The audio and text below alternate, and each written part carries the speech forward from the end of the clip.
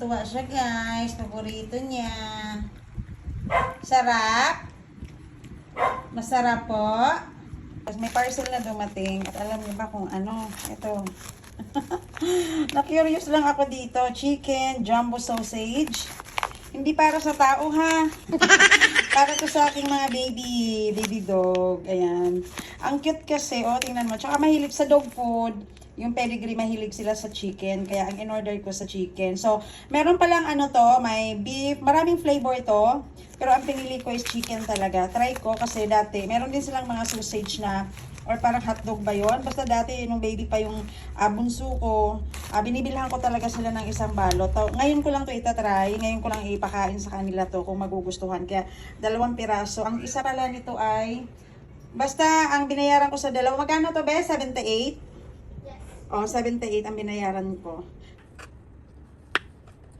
Ayan. Halika na na! Oy!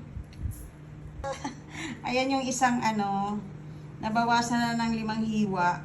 Yung isang buo. Bakit saan yung ipit mo? Ha? Masarap po ba? Ay, sarap na sarap pa. O, sige na, eat pa.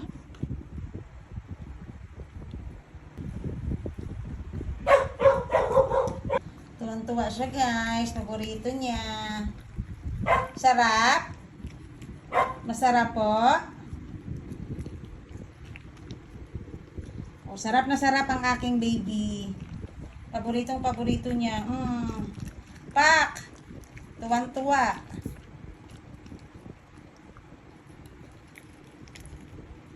Yan, buti na lang. Paborito niya. So, bibili tayo ulit. Kasi kay ate yung isa. Ha? Kay ate Maggie yung isa. So, 100% guys, masarap siguro talaga. Oh, ubos niya. Ubos niya na. Dinila-dilaan niya pa. Wala na po? Ubos na po? Yung buhok mo. Magpagupit na naman kami nito. Yung buhok mo, sarap? Sarap po?